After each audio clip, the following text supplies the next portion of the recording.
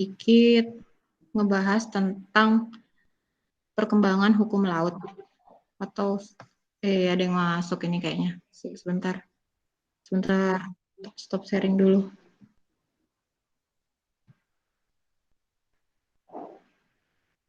Loh. Oh enggak ya? Enggak ada yang masuk ya? Itu tadi, Bu. Sharingnya itu. Oh iya, sharingnya yang bunyi paling. Iya. Nah, ya oke. Tentang perkembangan hukum laut secara internasional. Oke.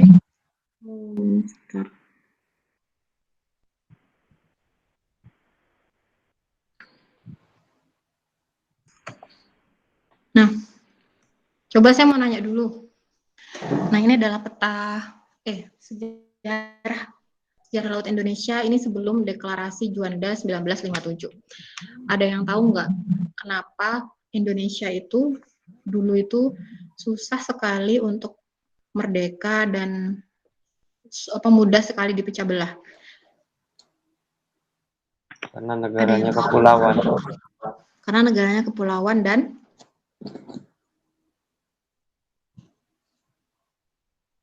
belum NKRI ya? Iya. Jadi belum NKRI. Ini adalah peta sebelum 1957 deklarasi Juanda. Jadi ini contohnya kan ada Sumatera, Kalimantan, Sulawesi, Irian Jaya, Jawa. Nah itu masing-masing itu punya aturan-aturan sendiri, kayak tidak dalam satu komando gitu. Sepertinya ada yang masuk, sebentar. Susah nih kalau masuknya pas materi. Kita ya paling ya. Kita, Bu. Aduh, sebentar. Sigit. Lemot ya.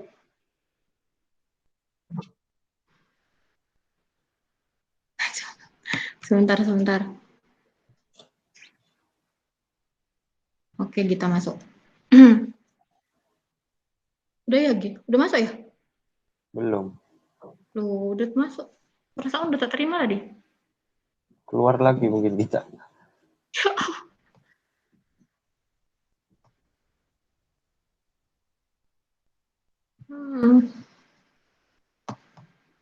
Kita. Udah masuk lagi, deh. Siapa, Git?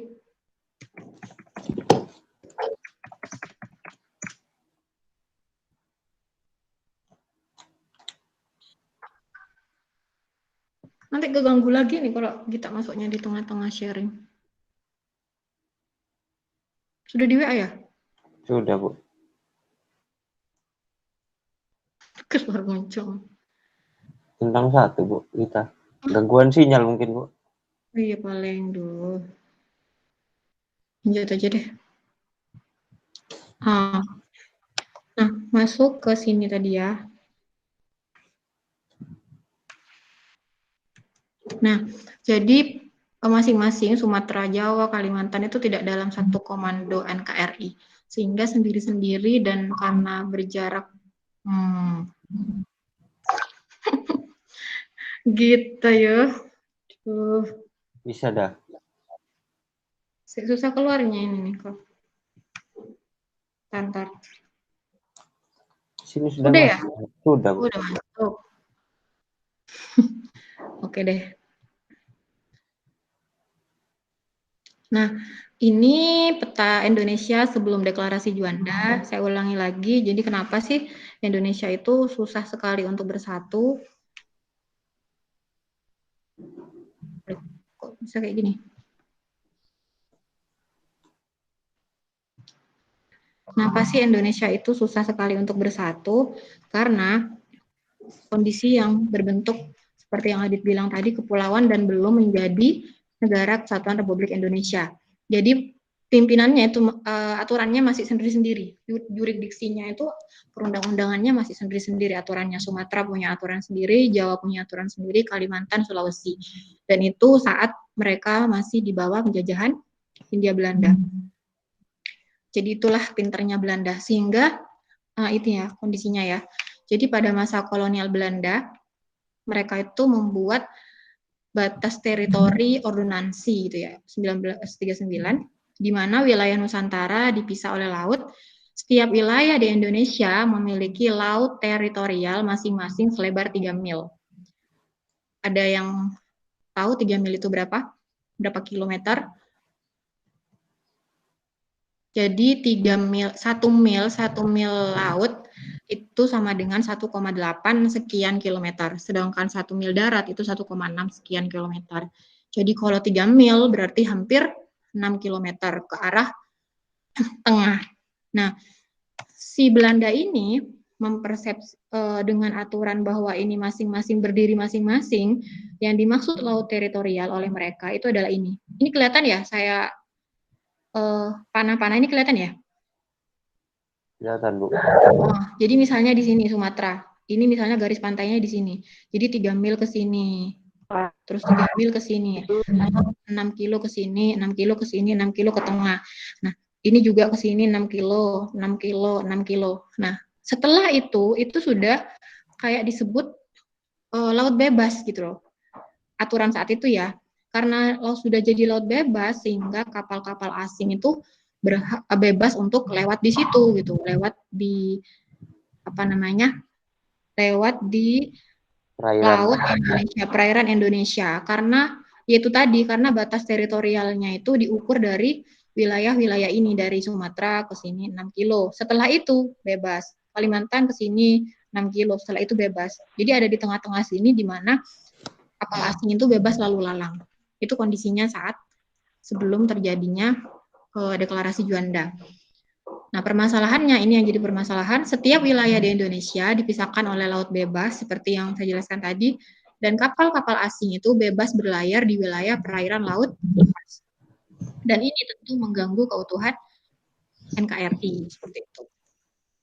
Kemudian kita bersyukur banget ya, waktu itu ada Perdana Menteri Indonesia, Insinyur Juanda Kartawijaya, yang mendeklarasikan sebuah pernyataan pada tanggal 13 Desember 1957, kalau nggak salah akhirnya jadi Hari Nusantara ya, bahwa Laut Indonesia itu adalah termasuk laut sekitar di antara dan di dalam Kepulauan Indonesia menjadi satu kesatuan wilayah NKRI. Kemudian isinya juga Indonesia menganut prinsip-prinsip dalam negara kepulauan, archipelagic state, dan deklarasi Juanda ini selanjutnya diresmikan ini nomornya ya. Sehingga luasnya itu yang awalnya 2,5 luasnya yang 2 juta sekian kilometer persegi menjadi 5 juta sekian kilometer persegi. Gitu. Isinya salah satunya bahwa Indonesia itu menyatakan sebagai negara kepulauan yang memiliki corak tersendiri. Yang kedua, sejak dahulu kala Kepulauan Nusantara ini sudah merupakan satu kesatuan. Dan ketentuan Ordonansi 1939 yang Hindia Belanda itu terdapat memecah belah keutuhan wilayah Indonesia. Jadi dari deklarasi tersebut mengandung satu tujuan, yaitu untuk mewujudkan bentuk wilayah kesatuan Republik Indonesia yang utuh dan bulat, dan menentukan batas-batas wilayah NKRI sesuai dengan asas negara kepulauan. Dan juga untuk menentukan mengatur lalu lintas damai pelayaran yang lebih menjamin keamanan dan keselamatan. Nah, ini setelah deklarasi Juanda kondisinya seperti ini. Sebelumnya ini ya, dan tadi ya, sebelumnya seperti ini. Nah, ini batasnya yang biru tebal. Ini yang biru tebal ya, itu batas garis pantainya. Terus teritorialnya sampai 3 mil. Ini juga 3 mil. Nah, setelah deklarasi Juanda, ini. Setelah deklarasi Juanda, yang dikelilingi merah tebal ini, pink tebal ini di dalamnya adalah perairan kepulauan Indonesia yang tidak boleh sembarangan laut asing itu masuk, karena ini sudah bagian kesatuan Indonesia. Sedangkan yang batas dari pink tebal ini ke sana, ZEE, zona ekonomi eksklusif. Nah, sebelum ZEE, dari batas pink tebal ini ke arah laut bebas, itu 3 mil itu, laut teritorial itu sampai 12 mil. 12 mil sampai 24 mil itu laut teritorial. Setelah itu baru zona ekonomi eksklusif gitu. Baru laut lepas. Setelah itu laut lepas yang kapal asing bebas untuk bergerak di sini. Jadi setelah lahirnya deklarasi Juanda itu menyelamatkan Indonesia, termasuk menyelamatkan keanekaragaman hayati di dalamnya, sehingga asing itu nggak bebas lalu lalang. Ibaratnya ini kayak pagar gitu ya. Kalau dulu sebelum deklarasi Juanda, pagernya itu hanya per pulau gitu ya, per pulau, sehingga orang bisa lalu lalang masuk di luar pagar. Nah, setelah deklarasi Juanda, pagernya itu ini yang merah pink tebal ini gitu pagernya. Sehingga kalau mau lewat sini itu harus ada aturan khusus. Seperti lintas damai itu sudah ditetapkan oleh di UNCLOS, di hukum internasional, ada jalur-jalur khusus. Jadi intinya tidak menghalangi kapal asing untuk lewat, tapi ada jalur khusus. Nanti kita akan bahas jalur khususnya di mana aja sih, dan itu ada aturan-aturan yang harus diterapkan ketika lewat di situ. Nah, konsekuensi adanya deklarasi Juanda tahun 1957 itu, laut lepas yang berada di antara pulau-pulau di Indonesia berubah menjadi laut kepulauan. Dan yurisdiksinya atau peraturannya di wilayah laut tersebut berubah dari tidak ada jurisdiksi menjadi jurisdiksi mutlak. Jadi sudah ikut semua secara menyeluruh gitu ya, aturan yang di dalam mau di pulau manapun aturannya sama terkait dengan laut. Nah, ini kilas itu tentang Indonesia. Ini kilas balik tentang sejarah hukum internasional. Jadi sebenarnya berawal dari pertemuan ini ya, pertemuan 1958 di Jenewa, Swiss itu yang dihadiri oleh 86 negara. Sebelumnya sudah ada pertemuan-pertemuan juga. Jadi sebelum 1930 itu ada pertemuan tentang hukum laut. Cuma setelah tahun 1930 tidak pernah dibahas lagi tentang hukum laut karena pernah ada pembahasan dan tidak menemukan hasil tentang apa atau lebar laut wilayah itu seperti apa. Dan keistimewaan hukum laut pertama ini juga materinya sudah disiapkan khusus oleh badan yang berwenang di PBB. Konferensinya juga bertujuan untuk membantu perkembangan hukum internasional, hukum laut internasional secara progresif. Jadi bukan hanya secara teori, menghasilkan teori secara umum, harapannya sudah menghasilkan sebuah undang-undang atau hukum khusus yang ada pasal-pasalnya gitu. Nah ini, jadi 1958 ini belum berhasil menentukan lebar laut wilayah. Baru konferensi hukum laut 2, UNCLOS 2 itu dibahas tentang bagaimana sih batas wilayah, cara menentukan batas wilayah laut suatu negara. Pantai ya.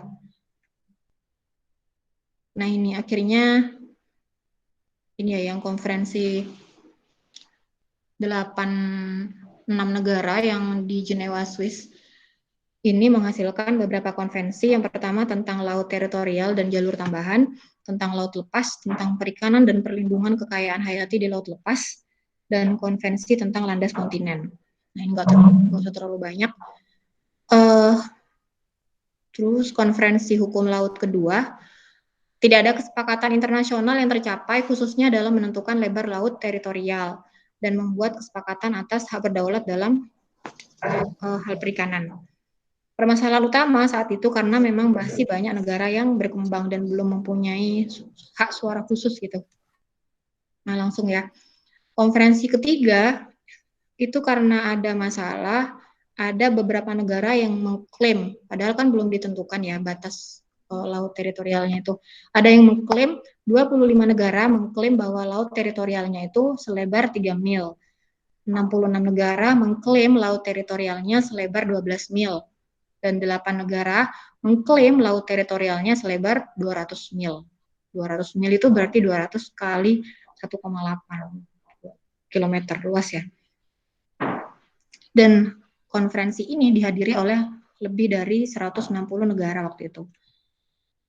Nah, ini yang diatur dalam UNCLOS, yang kemarin jadi pertanyaan itu juga ya. Internal waters, territorial waters, archipelagic waters, contingent zones, economic exclusive zone, continental shelf, high seas. Ya. Jadi syarat diberlakukannya UNCLOS itu setelah diratifikasi atau ditandatangani oleh 60 negara, dan itu baru diratifikasi tahun 1994. Hingga saat ini UNCLOS itu sudah menjadi hukum yang berlaku secara internasional dan sudah umum. Seperti itu. Nah, ini laut teritorial. Sampai 12 NM itu apa? Ada yang tahu NM itu apa? 12 NM. Bukan nanometer ya. Bukan nanometer, tapi nautical miles. Jadi mil laut. 12 mil laut. 12 mil laut berarti 12 dikali 1,8 sekian kilometer. Itu karena perhitungan milnya laut dengan milnya darat itu berbeda.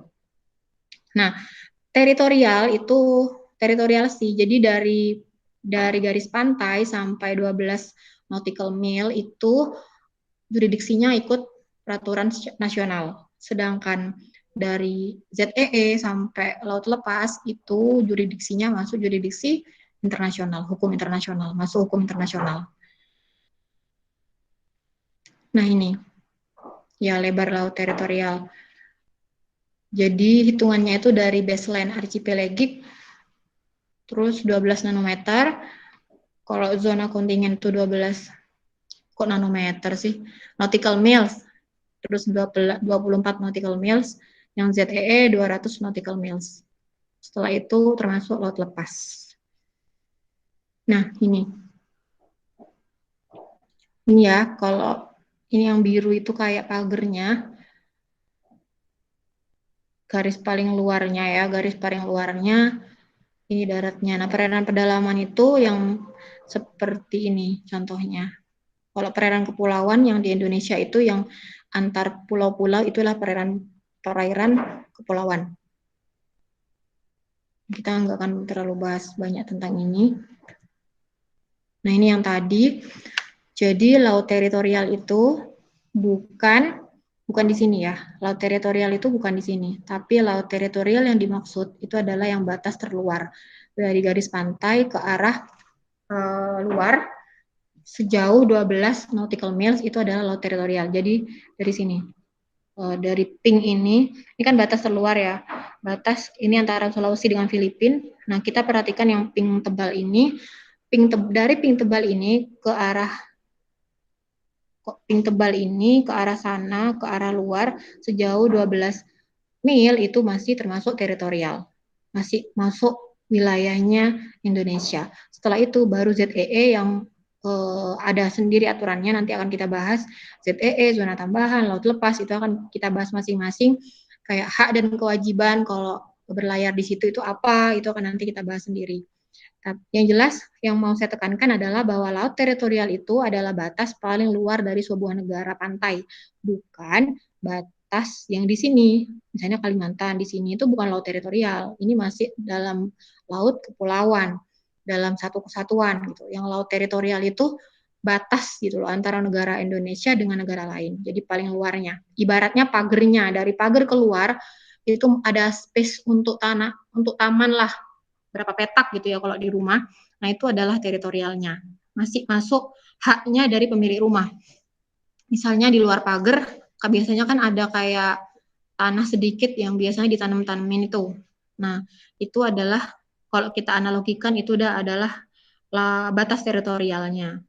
Ibaratnya itu 12 mil, kita anggap itu 12 mil yang kita tanemin setelah pagar itu. Nah, itu kan masih haknya kita yang punya rumah. Aturannya juga harus ngikutin aturan yang punya rumah gitu. Kalau mau berlayar di situ gitu. Nah, setelah itu di jalan raya di depan rumah kita, di depan pagar ada lahan sedikit untuk tanaman kita. Setelah itu baru ada jalan raya. Nah, jalan raya itulah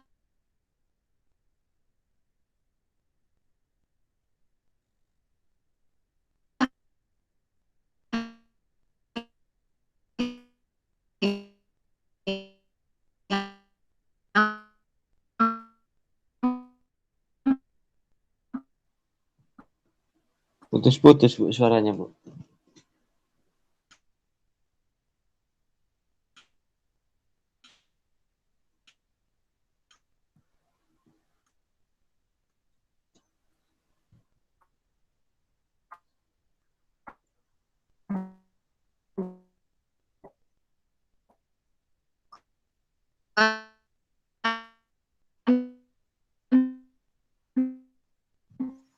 Putus-putus. Suaranya putus-putus, Bu. Hak kita untuk punya aturan.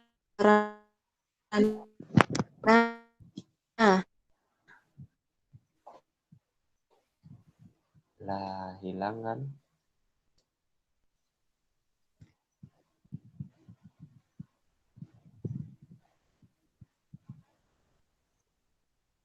Kita barokah.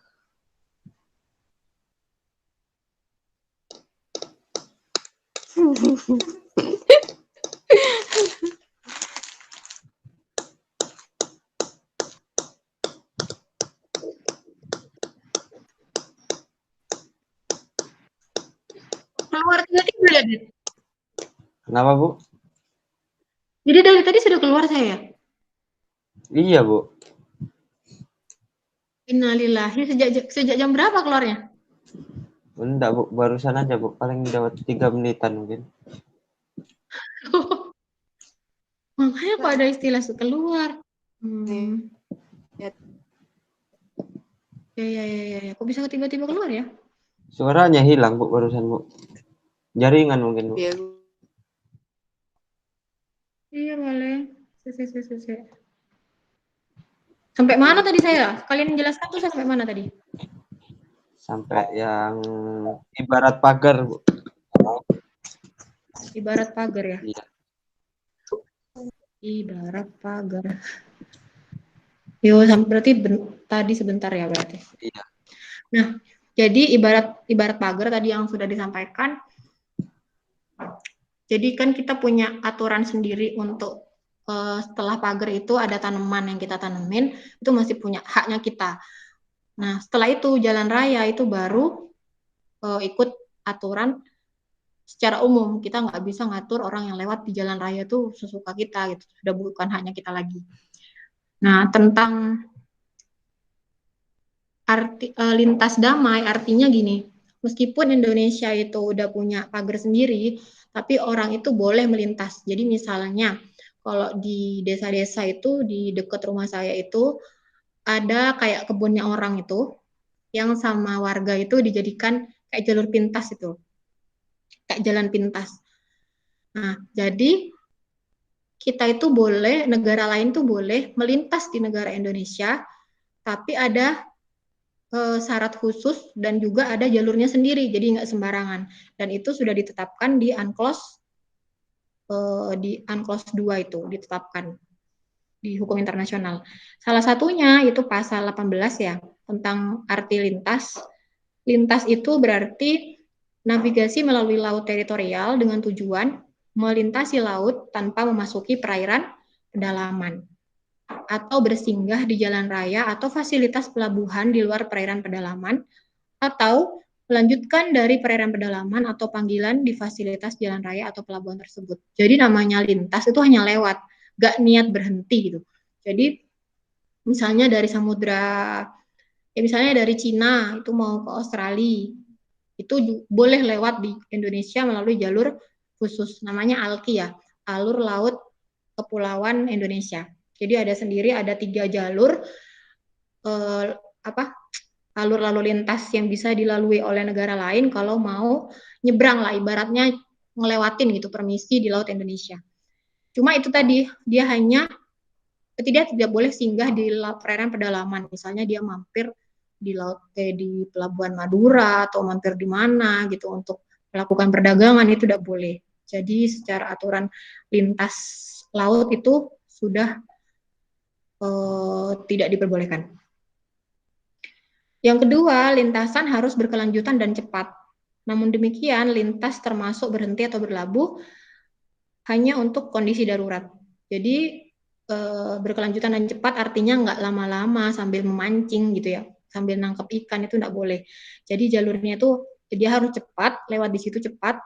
Dan kalaupun dia akhirnya kapal itu berhenti di pelabuhan Indonesia, itu karena kondisi darurat, misalnya bahan bakarnya habis atau ada kondisi darurat atau ada kerusakan yang membuat dia harus berhenti. Misalnya kalau tidak berhenti akan membuat dia jadi tenggelam kayak gitu. Itu hal darurat kayak gitu diperbolehkan. Kemudian ini arti lintas damai.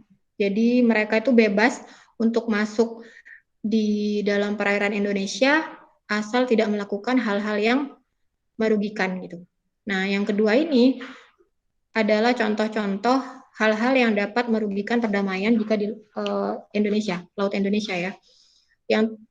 Yang tidak boleh dilakukan oleh kapal asing ketika melintas di Indonesia lewat di perairan kepulauan Indonesia adalah yang pertama, misalnya dia melakukan kekerasan terhadap kedaulatan, misalnya terhadap masyarakat sekitar gitu, atau ketemu kapal laut Indonesia yang lain, terus melakukan kekerasan, penembakan, itu tidak boleh. Kemudian yang kedua, latihan atau praktek militer, misalnya praktek kayak kalau di Indonesia kan prakteknya misalnya praktek untuk TNI, Angkatan Laut. Nah, misalnya mereka karena menganggap Laut Indonesia itu cukup sepi dan cukup aman, mereka melakukan pelatihan juga di Laut Indonesia, itu nggak boleh. Kemudian yang ketiga, tidak boleh melakukan tindakan yang bertujuan untuk mengumpulkan informasi yang merugikan pertahanan dan keamanan negara pantai. Jadi pokoknya mereka itu nggak boleh melakukan hal-hal lain lah, hanya untuk melintas, lewat aja gitu, tujuannya cuma untuk lewat. Yang selanjutnya, setiap tindakan atau propaganda yang bertujuan mempengaruhi pertahanan dan keamanan negara pantai itu juga. Peluncuran pendaratan atau pesawat apapun, pengambilan perangkat militer apapun nggak boleh. Terus pemuatan atau pembongkaran barang dagangan, mata uang yang melanggar peraturan bea cukai itu juga nggak boleh. Jadi banyak ya, intinya ini juga setiap tindakan pencemaran yang disengaja dan serius yang bertentangan dengan konvensi juga. Misalnya membuang minyak di laut. Nah, kegiatan fishing, memancing, istilahnya memancing ya, apa sih, menangkap ikan, nggak boleh. Jadi selama melintas sedikit aja, memancing satu aja itu nggak boleh. Karena dia tidak punya hak untuk itu, hanya punya hak melintas lewat. Jadi kapal asing itu hanya punya hak untuk melintas. Kemudian pelaksanaan penelitian dan kegiatan survei juga nggak boleh. Setiap tindakan yang bertujuan untuk mengganggu sistem komunikasi atau fasilitas atau instalasi lain di negara pantai itu nggak boleh. Dan aktivitas lain yang tidak berhubungan langsung dengan lintasan. Jadi intinya hanya boleh melintas, lewat aja. Nah, gimana dengan kapal selam? Nah, itu jawabannya di pasal 20. In the territorial sea, submarines and other underwater vehicles are required to navigate on the surface and to show their flag. Jadi di laut teritorial, kapal selam dan kendaraan bawah air lainnya harus berlayar di permukaan dan menunjukkan benderanya. Jadi kalau udah berada di perairan di luar laut lepas atau udah masuk di laut teritorial, apalagi di laut kepulauan, dia harus muncul ke atas gitu loh. Selamnya itu nggak boleh tetap di bawah gitu, tapi memunculkan ke atas hingga benderanya terlihat. Nah, ini ya. Ini adalah ilustrasi alur laut kepulauan Indonesia. Yang pertama ini ya, yang pertama yang di antara Sumatera dan Kalimantan nih. Ini ALKI 1. ALKI itu alur laut kepulauan Indonesia. ALKI 1 yaitu alur kepulauan yang dapat dipergunakan untuk melaksanakan hak lintas alur laut kepulauan pelayaran dari Laut Cina Selatan ke Samudra Hindia atau sebaliknya. Jadi melintasi Laut Natuna, Selat Karimata, Laut Jawa, dan Selat Sunda. Gini, ini ya. Yang diperbolehkan tuh lewatnya begini. Nah, jadi mereka nggak boleh ke sini dulu, aku mau ke Surabaya, mau kemana, nggak boleh gitu, dan langsung ke sini. Karena tujuannya hanya nyebrang. Kemudian ALKI 2 tuh yang tengah, yang ini ALKI 2, yang di antara Kalimantan dan Sulawesi. Jadi apa namanya, pelayaran dari Laut Sulawesi ke Samudra Hindia atau sebaliknya, dia melintasi Selat Makassar, Laut Flores, dan Selat Lombok. Ini jalurnya. Jadi nggak boleh begini. Misalnya suka-suka aku mau ke sini, lewat sini, ke sini terus belok ke sini. Ke sana dulu gitu, nggak boleh. Jadi sesuai dengan ini. Kalau dia memasuki lewat ini, apa namanya, lewat Laut Sulawesi dulu, ya udah lurus berarti ke sini. Dan yang ketiga, alkinya ini nyabang gitu ya. Yang ketiga ini bisa dari sini bisa ke sini, nah ke sini juga gitu.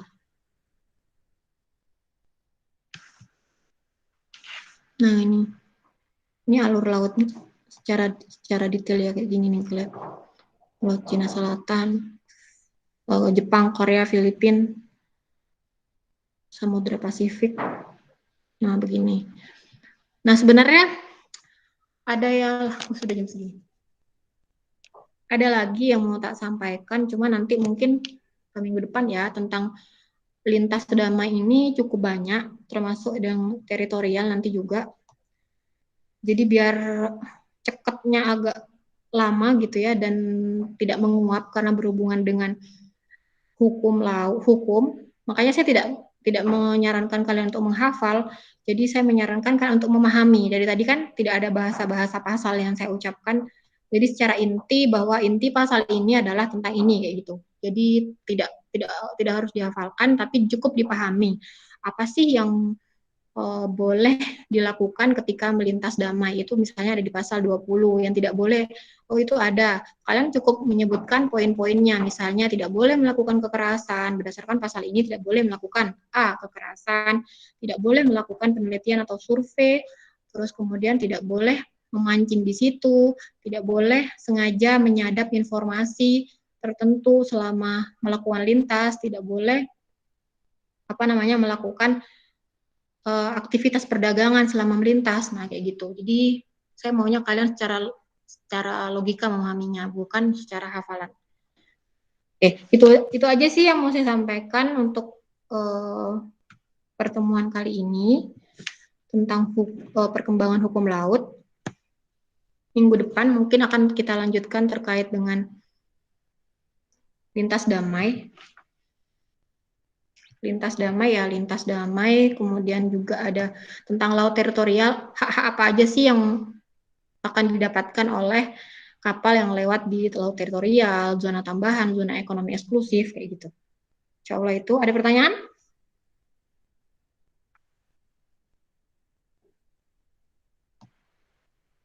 Gak dengar suaranya. Adit nggak di-unmute.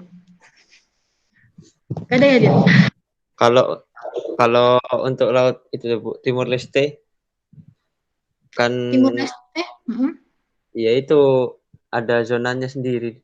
Apa enggak, Bu? Iya, ada zonanya. Jadi masing-masing negara pantai itu punya, berdasarkan hasil konvensi itu dia punya laut teritorial sendiri yang sudah diatur di konvensi gitu loh. Misalnya laut Indonesia, kalau secara konvensi kan Timor Leste misalnya, dia batas teritorialnya ya berarti berapa mil tadi? 12 mil kan?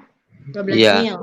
Setelah itu zona ekonomi eksklusif sama. Jadi hak-haknya misalnya Indonesia mau ke Timor Leste misalnya ya, juga ikut aturan itu gitu. Tapi itu kalau lewat jalur laut ya. Kalau yang kepulauan itu, Bu, kan itu apa? Maksudnya ke utaranya kan ada pulau-pulau di Indonesia, Bu, masuk Indonesia. Bentar coba ya. Yang mana ya? Saya buka lagi. Peta coba.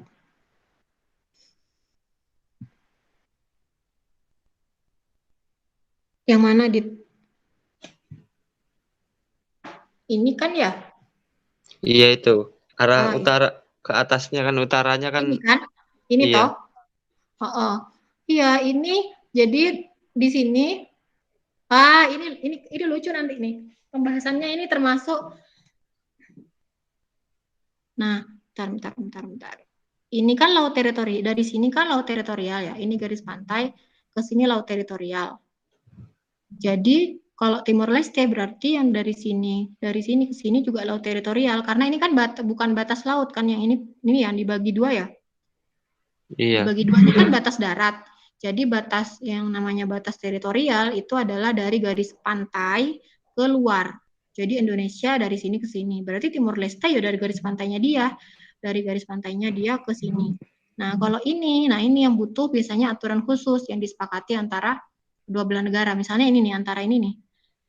Ya yang di Otomatis di kan, utara itu lebih sering kan, Bu? otomatis di sini akan terjadi banyak konflik. Nah, itu yang nanti kita juga ngebahas itu. Konflik-konflik kayak gini juga yang kita bahas. Contohnya juga yang Ambalat Malaysia itu juga yang sama Indonesia, juga itu termasuk konflik laut itu. Iya, Bu. Iya, jadi ini tetap masuk sampai sini batasnya udah jelas sebenarnya. Ini Indonesia ke sini ya. Terus yang ini ke kemana nih? Ke kanan itu punyanya dia Timor Leste. Nah, di antara ini yang mungkin kadang apa terjadi percekcokan ya. Kalau Iya. di lapangan itu mesti kalau batas-batas kayak gini itu mesti akan ada apa sih ada konflik, mesti ada konflik gitu. Apalagi kalau pembuangan di sini tiba-tiba kapalnya di sini apa namanya terjadi tumpahan minyak terus ngalir ke Indonesia itu mau nggak mau harus dibicarakan dalam suatu konvensi internasional. Jadi kayak ada hitung apa namanya perhitungan untung rugi. Jadi misalnya ada pecahan kapal, pecahan tumpahan minyak di Timor Leste di sini dekat dengan Indonesia. Terus minyaknya itu mengalir ke Laut Indonesia, perairan Indonesia, teritorial Indonesia, terus dan membuat banyak ikan-ikan yang mati. Nah itu nanti dibahas sendiri di konvensi, mereka berkumpul di konvensi internasional, terus dibahas kira-kira kerugian Indonesia berapa yang harus ditanggung oleh Timor Leste kayak gitu. Jadi diatur segitu detailnya karena kalau enggak bakal perang kan kalau enggak diatur secara internasional gitu. Adanya hukum kan untuk mengatur agar kalau ada konflik-konflik kayak gitu dibahas secara duduk bersama secara kekeluargaan lah, secara kekeluargaan. Secara apa ya namanya ya? Ya gitulah. Gitu Adit. Iya, Bu. Ada lagi? Sudah. Sudah ya? Ini Lukman nggak masuk ya? Lupa saya kalau ada Lukman. Iya. Kerja Tidur mungkin, kali. Bu. Kerja? Iya. Tadi nggak ikut ah? Enggak. Oh, begitu. Pantai Oh, ya laut paling, Bu. Ya melaut paling. Oke deh kalau gitu, insya Allah hari ini nggak ada tugas sih, tugas yang kemarin aja dilanjutkan yang belum. Kalau mau ditambah lagi nggak apa-apa. Mau ditambah lagi? Enggak. Kak, ya kerjain yang kemarin ya. Insya Allah itu nanti saya share di Classroom, silakan absen di Classroom. Yang belum muncul juga nggak apa-apa absen di Classroom untuk meramaikan. Tapi yang jelas yang saya masukkan ke Google Form yang hadir. Insya Allah itu yang bisa saya sampaikan. Selamat ketemu. Kita keluar. Sampai jumpa, ketemu lagi minggu depan. Semoga semakin ini ya, semakin menambah wawasan ya, semakin melek bahwa hukum laut itu penting. Gitu. Siapa tahu kalian nanti mau jadi ini apa namanya ahli di bidang hukum laut atau S2 hukum laut juga bisa. Amin. Amin.